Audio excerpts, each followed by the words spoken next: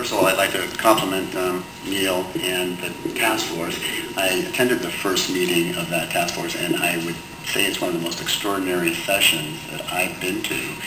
There's no question that TriMet is making a huge commitment, time, effort, energy, comprehensive look. They're involving people that really can contribute to the effort, and they're being very inclusive in that group. And I was very pleased. And I think some of the people that have the most vital interest in this subject were as well. That was my sense. So compliment Neil and his staff for taking this on. Steve? Thank you, Neil. And I think it's a good report. A couple thoughts. If things like this that are so significant, if we could get before the board meeting, it would help us focus on your presentation and know more about this and contribute to it possibly even beforehand. A couple thoughts. I mean, this came out on July 31st, and today's the 11th or so. But I know you're very busy, and staff are as well. In imagining some of the recommendations here and some of the observations, I presume you might be looking at, or with the union, with your safety efforts, safety department, some form of testing. I mean, we have two children. One gets math like this and figures it out. The other has to do the exercises and really be almost tested himself to learn. Is there a process for testing that simply goes beyond somebody receiving the SOPs, the standard operating procedures, to assure that these professionals, and they are all good professionals, fully comprehend and understand them? Not just that they've received them, right? They understand them. The answer is there is not as good a procedure as you just described, and that's, I think, the recommendation is that we need to improve that. I would say that I think the interaction over the last months with our safety department related to all of these, our training department, show that they're really a top-notch bunch of professionals that are guiding the education of our operators, if you will, on all of these issues. So my sense is that we do a pretty good job. We can do a lot better, and that I think the recommendations will help us be there. The one other comment relates to engaging the community, and the report impresses upon TriMet and the board that the public information officer is being present in an accident scene. I think that provides for an assurance that there's an understanding of what occurred and that it's communicated in a consistent way. But beyond that, I think the community, in addition to TriMet, its board, its staff, and certainly that includes the drivers, have a responsibility for safety, and some of that's education. I know when WES opened and when Light Rail Lines have opened, TriMet is engaged in extensive communication.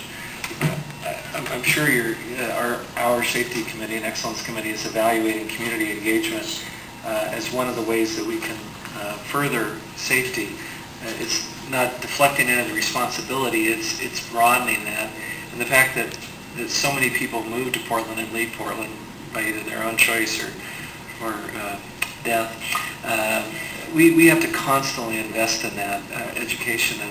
And as we heard yesterday, or a day or so ago from the Washington County Coordinating Committee, they want to be partners in a lot of things, and I think we can encourage our communities, both municipalities, counties, and people, to be partners in safety.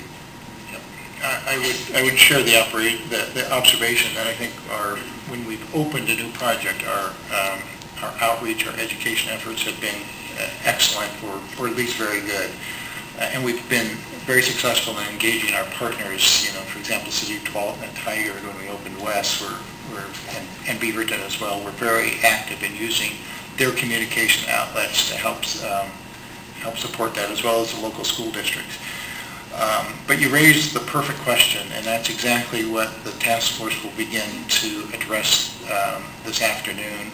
They'll get a presentation on what we currently do in terms of general and project-specific, if you will, outreach to the public, and we want to engage them on what are the most effective ways that we can do that. Obviously, there's an era of limited resources, so we can't do everything for everybody, but the question is, where are the effective places where we can really make a difference, and we're looking for the input on that. I I also remember asking the task force to identify complementary efforts or areas where we can collaborate with other jurisdictions to improve safety, because it's not just TriMet's responsibility. So I think the task force is going to identify some of those and make some recommendations. Any other questions? Mr. Chair. Go ahead. Neil, I was looking particularly the piece about the bus drivers saying that sometimes the only time they see a supervisor is when they're doing for disciplinary action. And I do remember that back some time ago, one of the things that was worked on in the transit policing part was to make sure that the officers spent time on the train rather than sitting in the cars behind desks and looking at monitors. And I think that helps the morale as well as makes a presence. I would like to see the end on page 16 of 18 get a little bit more teeth. Instead of encouraging them, let's set aside some percentage. That becomes mandatory, because if you encourage me, it just kind of allows me to do it if I want to, and if I don't want to do it, I don't do it, and then we're not getting the net result that we would like to have. So I'd like to see a little bit more teeth placed in that, to have those become more of the managers or supervisors to get some face-to-face time in and support the operators. And particularly during this time, all of us, every time I hear anything on the news that says TriMet, I try to run out of the room. And I'm in the room sometimes by myself, but most of the time I'm by myself. I just want to get out of the room. But what are they going to say next? What's happened today? And so if that type of effect is happening to a board member of kind of cringing to say, what we got to deal with now, you can imagine a driver, an operator who day by day has to deal with people. And since my profession deals with people, and sometimes they don't have the best of attitudes. And so you need somebody sometime to come along and to encourage you. So I think that would be a great help if we can encourage those to have some percentage of getting out and encouraging the operators and drivers. I completely concur, and we do have certain percentages set aside right now in terms of our new deployment. We'll update you on that, and actually I will review to see if we need to increase that. The other just small footnote I'd make to that is I think it's also essential that our our training department staff get out and do ride-alongs with our operators on a regular basis. Again, one of the best practices that was complemented is that we do that on the rail side.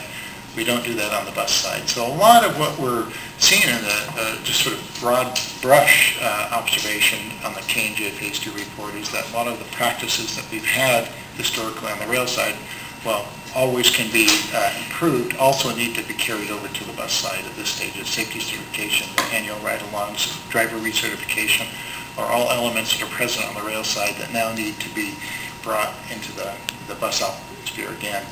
Again, the logistics of that are very different. There's a lot fewer rail operators than, frankly, our 1,200 bus operators. So that's been, I think, the challenge the agency has always faced on that. But I concur with that comment. Thank you for it. Okay. Yes. Neil, this is a rather lengthy list of recommendations. What's unclear to me is management's intent or response to each recommendation from the perspective of are you moving forward with the implementation of them and the timing of the implementation and maybe possibly what's the plan or the expectation for a periodic check-in with the board in terms of implementing the recommendations?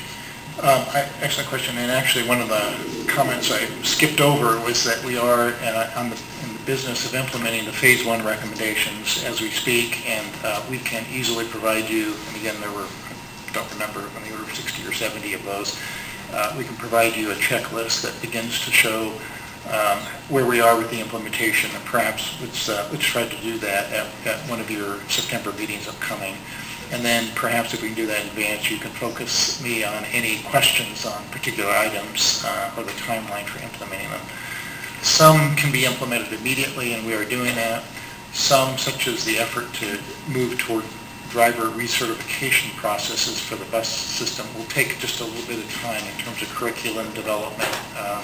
Board Member Clark, the testing procedures that we want to go through in terms of receipt and acknowledgement and understanding of the SOPs, those things will take a little time to develop, but nonetheless are underway as we speak. So there's a combination of underway and done, and some may relate to, for example, on the construction side till we actually have more construction projects to manage before we actually implement them. But they'll remain on the list, and a detailed checklist has been developed by our safety department where we continue to follow these. Okay, thanks. Yvonne? Yes, first of all, I'd just like to commend your staff and the committee of a fine piece of work here in terms of safety. But the question I have is, so once all the SOPs are put together and the training begins, how will there be an annual review for the staff, and will that be on, I guess, well, annually, but is it a performance review, or how does that occur? It occurs in a sort of, again, because there's a limited number of bus trainers, if you will, they'll occur gradually over the years as they have a chance to schedule classes.